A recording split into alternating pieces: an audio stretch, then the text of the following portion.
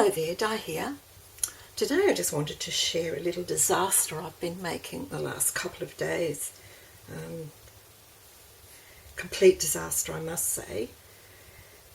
But anyway, I was listening to a video from a YouTube friend, and she just mentioned that she didn't have any seam binding, and I thought I'll send her some. I don't have many colours because I dye it the colour I want, but I do have big rolls because I get it straight from Zipper Stop in New York, and it's 100 meters on a roll.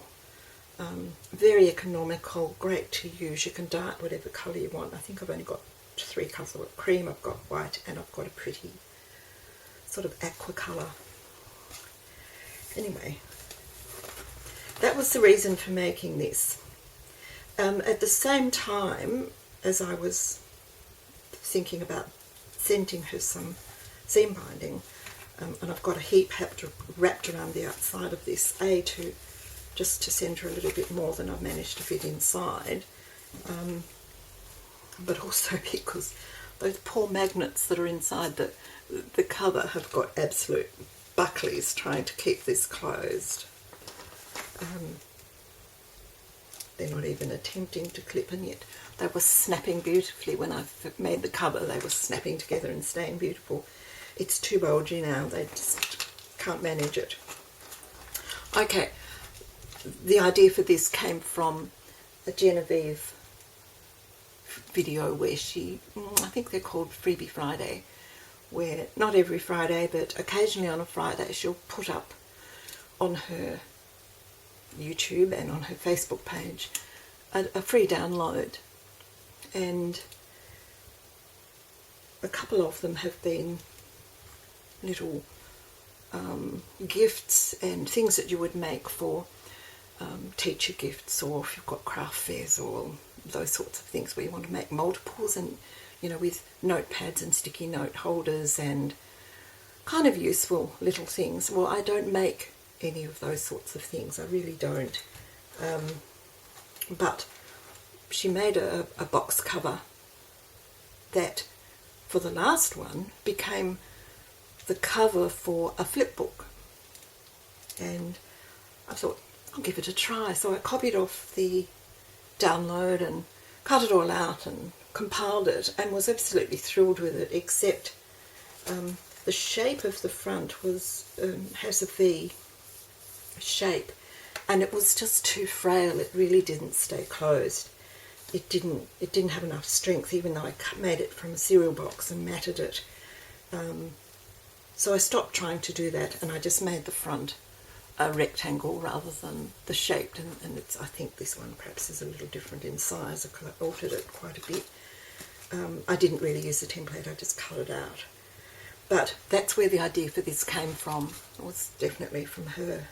And I have used components of that, and I'll show you those as I get to them. So, made it from a cereal box, just went round all the edges with gold, and then matted it so I didn't have to cover or do anything too fancy. It's just a recycled cereal box, recycled bits of paper. And again, that's another reason I don't like it. When I made the first one, it was nicely coordinated colour-wise, and blacked all the edges and blah blah blah. It just looked more coordinated. This one I've just used, and it's more creamy, more sort of vintagey looking. So I'm afraid it's just doesn't do it for me at all. And normally I would throw this straight in the bin. I wouldn't even contemplate sending it on, but I'm trying to be good about those sorts of things, and just because it hasn't worked doesn't mean to say that the intent is still not good, and it has got bits in it that I can send. So I'm going to post it on and just hope it's forgiven by its recipient. I'm sure it will be. So there's a flappy front and a spine, and then the back and this front and the spine here. I put a pocket in the front, and I've added a glassine bag with tiny, you really can't see them there. They're the size of, can you see? Very tiny. They're about, there's one there.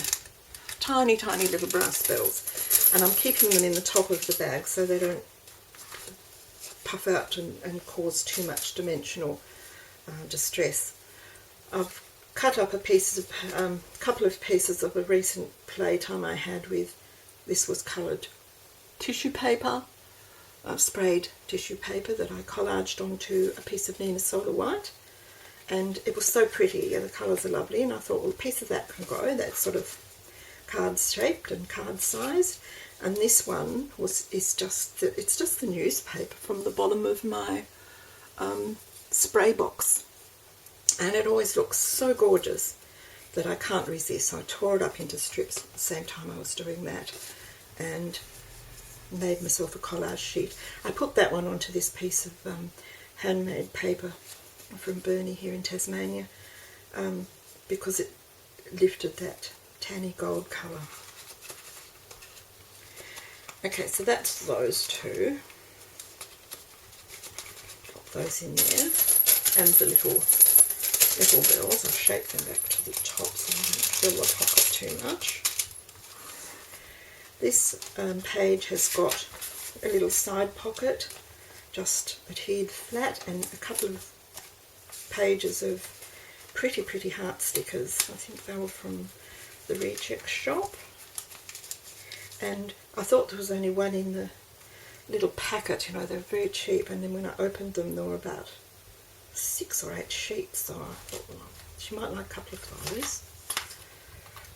We flip this over, and now this is one of Genevieve's little templates. It makes a little pocket, and in the original, where's one that's had the edge there?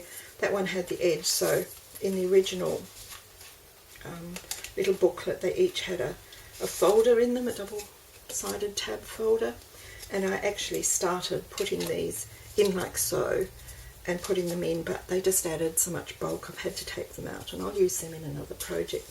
But that is part of Genevieve's, and you can cut them apart and use them as single tabs, or you can leave them together, use them as journaling cards, put photos on them. They're very useful little devices.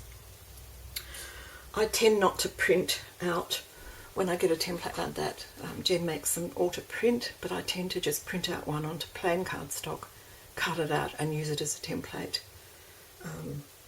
to save on printing costs mainly. And also I can use it for scraps more. You know, you don't need a full letter or A4 sheet to go through your printer. You can just cut it out on a piece that fits.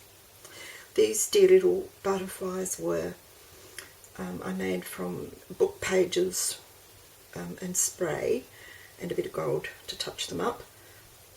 Was a tutorial by Hanny Tromp, so I've put Hanny's YouTube tutorial on the back so the recipient can go and have a look at that if she's interested. And I've put, oh, I haven't trimmed that. I glued them in and then didn't trim the little daggy ends. Some little handmade beads that I made,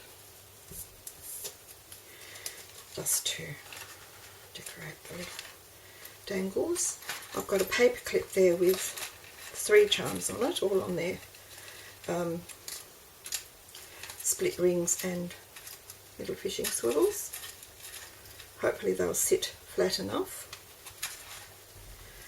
In here there's another one of Jen's pockets, and I made some tags. Again, I made these from chipboard, and they're really a bit sturdy, but I wanted to try them using book pages, chipboard, cover them with book pages, and this is a little Tim Holtz die, and then just edge them with gold acrylic paint, and they worked really well, lovely and sturdy. And I just put 4 different little washi tapes on that and just wound it on so that she can, oops, have a little play. That's the back of it with the tag sticking up. This one, I'd made these vellum butterflies some time ago and tried to adhere them into a box card for a birthday with glossy accent, and it just popped straight off. Once I tried to glue them onto the acetate strips, so they're all sort of meant to sort of be quivering up above the box. Fortunately, I didn't give it straight away. I left it sitting on my table, and within 2 days all of the butterflies had just leapt off their little acetate strips, and none of the glues I had at the time seemed to work. And so this one, I've adhered it to a piece of acetate, a little circle that's in underneath there, with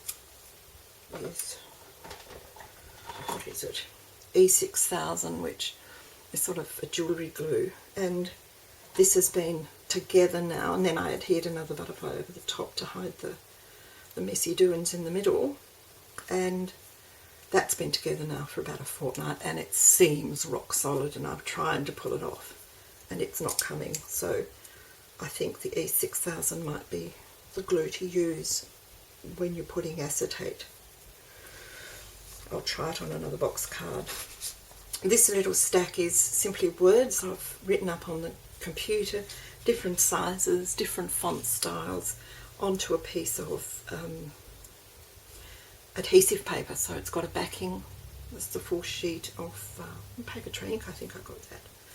So I've just made a whole heap of words. If you're making tags or cards and you just want a word to add, or doing some mixed media, that's a mixed medium, get it right.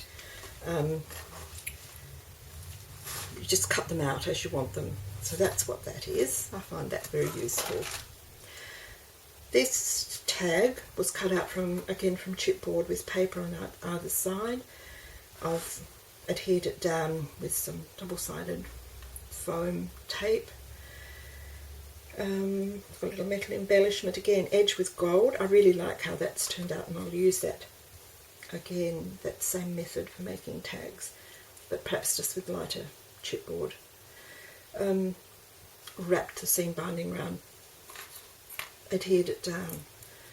This was my main reason for sending this little gift, was to include seam binding.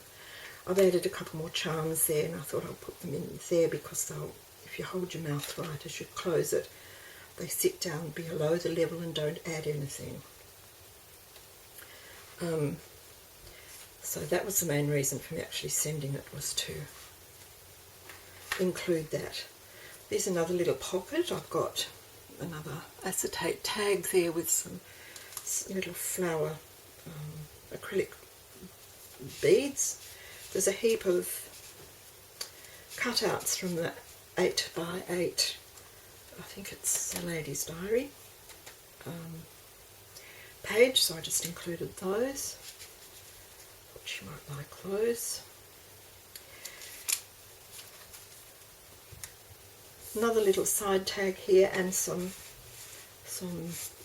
tags, pretty tags, and 2 or 3 tiny little envelopes. It came from the reject shop. I only wanted one. I just needed to get the pattern, which I scanned into my scan and cut, and I can make them in any colour or just cut them out by hand as a template.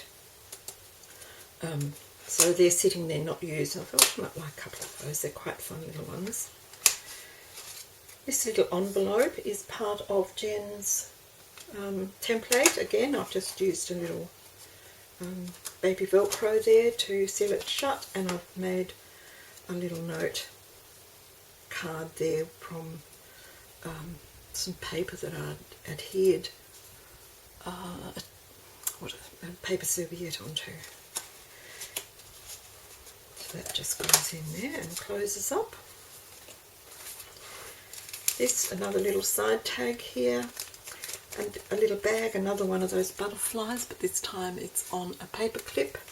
And in here, what's in here? Oh, feather die cuts. I've just added a couple of the feathers that I've cut out from the nice arches. There's about half a dozen in there. Little feathers that I've cut out from the nice arches watercolour paper. So they're in there. I printed out the labels again on the same sticky back paper. So I made it easier for labelling everything in a coordinated way.